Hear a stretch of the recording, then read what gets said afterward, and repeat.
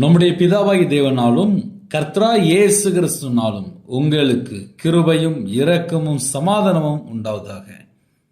இன்றைய வாக்குத்தத்தம் நீதிமொழிகள் 16ஆம் அதிகாரம் 7ஆம் வசனத்திலே, ஒருவனுடைய வழிகள் கர்த்தருக்கு பிரியமாயிருந்தால் அவனுடைய சத்துருக்களும் அவனோடு சமாதானமாகும்படி செய்வார். ஹல்லேலூயா. இருக்கிற இடத்துல கண்களை மூடி நாம் ஜெபம் செய்வோம். அன்பின் கர்த்தாவே, நன்றியோடு துதியோடு செய்கிறோம்ப்பா. இன்னைக்குள்ள வேத பகுதியை தியானிக்க இவங்களுடைய இருதய மனக்கண்கள் தரங்க. கர்த்தருடைய ஆவியானவர் பிள்ளைகளோட பேச வேண்டும். கர்த்தர் பொறுப்படுத்துங்க. இயேசு கிறிஸ்து மூலமாக கேட்கிறோம் நல்ல பிதாவே, ஆமென். ஹல்லேலூயா. ஒருவனுடைய வழிகள் கர்த்தருக்கு பிரியமாயிருந்தால் 24 மணி நேரமும் கர்த்தர் என்னை பார்த்து கொண்டிருக்கிறார்.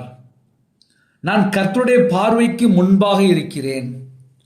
நான் என்ன செய்தாலும் தேவன் என்னை பார்த்து கொண்டிருக்கிறார். நான் கர்த்தருக்கு பிரியமானபடி நான் வாழணும், தீமை வெறுக்கணும், பொல்லாப்பை விட்டு விலகணும். நான் பார்க்கிற பார்வை, என்னுடைய சிந்தனை, என்னுடைய இருதயம், என்னுடைய நடைகள், என்னுடைய கையில் உள்ள காரியங்கள் எல்லாமே தேவன் பார்த்துட்டு இருக்கார். இது ஒரு மனுஷனுக்கு கரெக்ட் ஆயிட்டு அப்படின்னா பர்ஃபெக்ட். இந்த பர்ஃபெக்ட்டுங்க வார்த்தை யார் சொல்ல முடியும் அப்படின்னா நம்மளை உருவாக்கின தேவன் தான் சொல்ல முடியும். நம்ம வாழ்க்கையிலே எது தொடரக்கூடாது? பாவம். இன்னொரு பக்கம் பொய் சொல்லக்கூடாது. இன்னொரு பக்கம் இருதயத்துக்குள்ளே தந்திரம் இருக்கக்கூடாது. யாரையும் வஞ்சிக்கக்கூடாது, யாரையும் ஏமாற்றக்கூடாது, யாரையும் கொள்ளடிக்கக்கூடாது. உண்மையாக வாழ்ந்தால் போதும், பரிசுத்தமாக வாழ்ந்தால் போதும், தேவனுக்கு பிரியமானபடி வாழ்ந்தால் போதும்.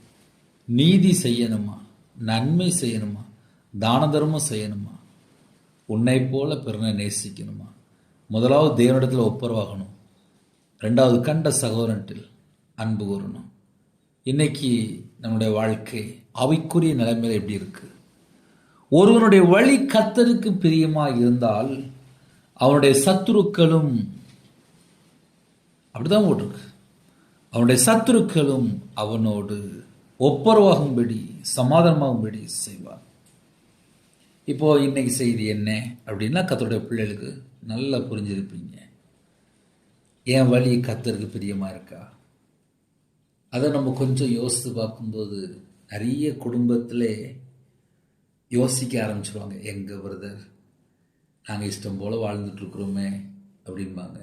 இன்னொரு பக்கம் சொல்லுவாங்க, பிரதர் காலையில் வாக்குத்தத்தம் நாங்கள் கேட்குறோம், ஆனால் எங்கள் வாழ்க்கை கொஞ்சம் கர்த்தரை விட்டு தள்ளி இருக்கிற. இன்னும் சில குடும்பம் சொல்லுவாங்க, நாங்கள் கர்த்தரை விட்டு தள்ளி தான் இருக்கிறோம், ஆனால் வாக்குத்தத்தம் நாங்கள் கேட்குறோம் அப்படிம்பாங்க. நான் என்ன பண்ணுறேன், நான் என்ன செய்கிறேன், நான் என்ன யோசிக்கிறேன், எல்லாமே பரலோகத்தில் ரெக்கார்ட் ஆகிட்டு இருக்கு. நான் கையில் பைபிள் எடுத்து வாசிக்க ஆரம்பிச்சதுக்கப்புறம் தான் தெரியுது, என்னையே கவனிச்சுட்டு இருக்கிறாங்க. நான் என்ன பண்ணுறேன் எல்லாமே தேவன் பார்த்துட்டு இருக்காரு. இதெல்லாம் கையில் வாசித்ததுக்கு அப்புறம் தான் நான் கண்டுபிடிச்சேன். இன்னைக்கு நிறைய குடும்பத்திலே எதனால் இன்னும் ஆவிக்குரிய வாழ்க்கையில் ஆசீர்வாதத்தை பெற்றுக்கொள்ள முடியல? கையில் ரொம்ப பைபிள் எடுத்து வாசிக்க மாட்டேங்கிறாங்க. தேவனுடைய சமூகத்தில் காத்திருக்கும் போது தான் நம்ம வாழ்க்கையில் எங்கெல்லாம் நம்ம கர்த்தரை விட்டு தள்ளி போயிட்டு இருக்கிறோம், அந்த உணர்வு, பாவ உணர்வு, நம்ம இருதயத்துக்குள்ளே குற்றமான சாட்சி இருக்கா? கர்த்தரை விட்டு தள்ளி போற இருதயமா இருக்கா? நிறைய வேளையிலே கர்த்தரை விட்டு தள்ளி போனது நமக்கு தெரியாது. ஒருவனுடைய வழி கர்த்தருக்கு பிரியமா இருந்தால், ஐயா நான் எங்க இருக்கிறேன், நான் எந்த ஊர்ல இருக்கிறேன், நான் எந்த தேசத்துக்குள்ள இருக்கிறேன், இதெல்லாம் ஒரு பக்கம் இருந்தாலும், நீங்க எந்த நாட்டுக்குள்ள இருந்தாலும் சரி, எந்த தேசத்துக்குள்ள இருந்தாலும் சரி, நீங்க இருக்கிற இடத்துல உங்களை பார்க்கிற தேவன் ஒருவர் உண்டு. அவர் சர்வ வல்லம் உள்ள தேவன், அவர் மகத்துவமானவர், பரிசுத்தமுள்ள தேவன், நீதிபரர், நியாயம் செய்கிறவர். அவர் உங்களை பார்த்துட்டு இருக்கிறாரு. ஐயா நாங்கள் இன்னைக்கு தான் அந்த செய்தி கேட்குறோம். சரி, ஆவிக்குரிய வாழ்க்கையிலே வளர்ச்சி வேணுமா? தேவன் வளர உதவி செய்வார்.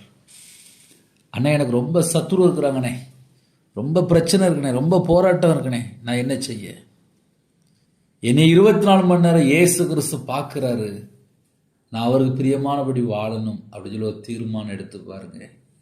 சத்துருலாம் காணாமல் போயிடுவான். இதை ஏன் சொல்லித்தர வேண்டியது அப்படின்னா, 24 மணி நேரம் இயேசுக்கு பிரியமானபடி வாழ்ந்தால் என்னோடய வாழ்க்கை எவ்வளோ ஆசீர்வாதமாக இருக்கு. எப்போ பார்த்தாலும் சத்துரு, எப்போ பார்த்தாலும் அடுத்தால கையை நீட்டிட்டு நம்ம வாழ்க்கை எப்படின்னு சொல்லி கொஞ்சம் ஒரு கேள்வி எழுப்பி பார்ப்போம் என்றால், நிறைய குடும்பத்தில் என் வாழ்க்கையில் நிறைய மிஸ்டேக் இருக்குது அப்படிம்பாங்க. வேண்டாம், ஒரு சின்ன டைரி வச்சுக்கோங்க. நம்ம வாழ்க்கையில் எங்கெல்லாம் மிஸ்டேக் இருக்குது, நம்ம யார்கிட்டலாம் தேவையில்லாமல் பேசுகிறோம், எங்கெல்லாம் நேரத்தை வேஸ்ட் பண்ணுறோம், இதை நம்ம கொஞ்சம் கண்டுபிடிச்சாச்சு அப்படின்னா 90% பிரச்சனை ஆட்டோமேட்டிக்காக குறைய ஆரம்பிச்சிடும். சாயங்காலம் வேலை முடியுதா, இல்லை வேலை பார்க்குறீங்களா, இல்லை வியாபாரம் பார்க்குறீங்களா, அந்த வேலை முடிஞ்சோடனே வீட்டுக்கு வந்து சேருங்க. தேவையில்லாமல் யார்கிட்டையாவது நேரத்தை வேஸ்ட் பண்ண வேண்டாம். சீக்கிரமாக வீட்டுக்கு வந்தால் தான் கையில் பைபிள் எடுத்து வாசிக்க முடியும். ஐயா, எங்கள் வீட்டில் நாங்கள் குடும்ப ஜெபம் பண்ணணும் அப்படின்னா வீட்டுக்குள்ளே ஒருமனப்பட்ட ஆவி வரணும், வீட்டுக்குள்ளே முதல்ல அன்பு கூறணும், வீட்டில் போய் கையில் பைபிள் எடுத்து வாசிக்கணும். நான் என் இருதயத்துக்குள்ளே தேவனை எப்படி வச்சுருக்கேன், என் இருதயத்துக்குள்ளே கத்தரை விட்டு தள்ளி போகிற காரியங்கள் ஏதாவது இருக்கா, இதெல்லாம் நான் யோசித்து பார்க்கணும். முதலாவது தேவனோட ராஜ்யத்தையும் அவருடைய நீதியும் தேடுங்கள், அப்பொழுது இவைகளெல்லாம் உங்களுக்கு கூட கொடுக்கப்படும்.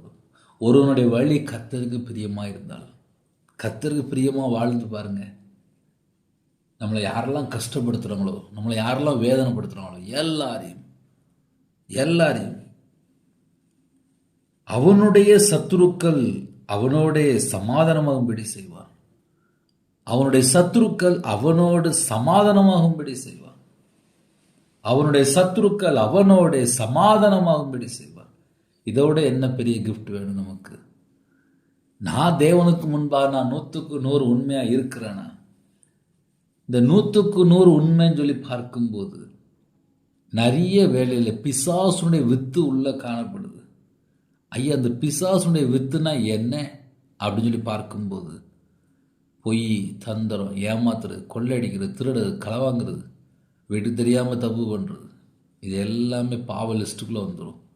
துன்மார்க்கமான வாழ்க்கை, விக்கிரத்துக்குள்ளே போகிறது, அருவருப்பான வாழ்க்கை, அசுத்தமான வாழ்க்கை, மோக இச்சை, காம விகாரம், விபச்சாரம், வேசித்தனம், இதுக்குள்ளே போய் ஒரு மனுஷன் சிக்கிக்கிட்டான் அப்படின்னா நிறைய கேடான பாவத்துக்குள்ளே போய் சிக்கிட்டாங்கன்னு அர்த்தம். அவனுடைய வாழ்க்கையில் இருளிலே கட்டப்பட்டிருப்பாங்க, அந்தகார சங்கிலிகளால் கட்டப்பட்டிருப்பாங்க. இப்படிப்பட்ட ஜனங்கள் வெளியில் வரணும். இந்த மாதிரி ஒரு பாவத்தில் போய் சிக்கிக்கொள்ளக்கூடாது. ஒரு மனுஷன் எங்கே கொண்டு தள்ளுது அப்படின்னா பாவத்தில் கொண்டு. ஒருவனுடைய வழி கர்த்தருக்கு பிரியமாக இருந்தால், கர்த்தருக்கு பிரியமில்லாத வழியை நான் சொல்லிட்டேன், கர்த்தருக்கு பிரியமானபடி வாழ்ந்தால் அவனுடைய சத்துருக்களும் சமாதானமும் படி செய்வான். புதிய நாளுக்காக ஜெபிப்போமா? கண்களை மூடி நாம் ஜெபம் செய்வோம். அன்பின் கர்த்தாவே, என் நன்றியோடு துதிக்கிற சொல்கிறோம்ப்பா. கர்த்தர் கொடுத்த புதிய நாளுக்காக ஸ்தோத்திரம். சுகம், பலன், ஆரோக்கியத்தோடு எங்களை வச்சிருக்கிறீங்க. உமக்கு நாங்கள் நன்றி செலுத்துகிறோம். உம்முடைய வல்லமையால் நிரப்புங்க, உம்முடைய கரம் தொட்டு எங்களை ஆசிரியங்க, புது எண்ணெயால் அபிஷேகம் பண்ணுங்க, பரிசுத்தாவினால் நிரப்புங்க, ஆவிக்குரிய 9 கனிகளினாலும் ஆவிக்குரிய 9 வரங்களாலும் எங்களை நிரப்புங்க. சிறுபிள்ளை முதல் கொண்டு முதியோர் வரை எல்லா குடும்பத்தையும் கர்த்தர் வேலையடைத்து பரிபூர்ணமாக ஆசிரியங்க. யாரெல்லாம் தங்களை தாழ்த்துறாங்களோ அவங்களோட அப்பத்தையும் தண்ணியை ஆசிரியங்க, கையின் கீழ் ஆசிரியங்க, எல்லா தடையெல்லாம் நீக்கி ஆசிரியங்க. வேறு வேறு நாட்டுக்குள்ளே இருக்காங்க எல்லாரையும் கர்த்தர் வேலையடைத்து ஆசிரியங்க. புதிய நாளே புது கிருவினால் நிரப்பி ஆசிரியங்க. ரட்சிப்பின் வசதி தாங்க, நீரின் சால்வை தாங்க, துதியின் அபிஷேகத்தினால் நிரப்புங்க. இந்த நாள் முழுதும் கர்த்தர் கூட இருந்து ஆசீர்வதிங்க. பலனிகளை திறந்து, பண்டசாலை திறந்து கர்த்தர் ஆசீர்வதிங்க. அப்பிரயோஜனமான ஊழியக்காரப்பா, இந்த நாளிலும் வாக்குத்தத்தங்களோடு அப்பா புதிய நாளை தொடங்க எங்கள் கிருபை, இந்த கிருபைக்காக ஸ்தோத்திரம், ஸ்தோத்திரம், ஸ்தோத்திரம். கர்த்தருடைய பாதத்தில் எங்களை அர்ப்பணிக்கிறோம்ப்பா. கர்த்தர் பொறுப்படுத்துங்க. உங்கள் நாம மட்டும் மேம்படட்டும். உங்களுடைய ஜீவன்களை தாழ்த்தணும். துதி கன மகிமை எல்லாம் கர்த்தரா இயேசு கிறிஸ்து ராஜா ஒருவருக்கே செலுத்திடும். இயேசுவின் மூலம் கேட்கிறோம் நல்ல பிதாவே, ஆமென். தேவனுக்கு அமையும் உண்டதாக.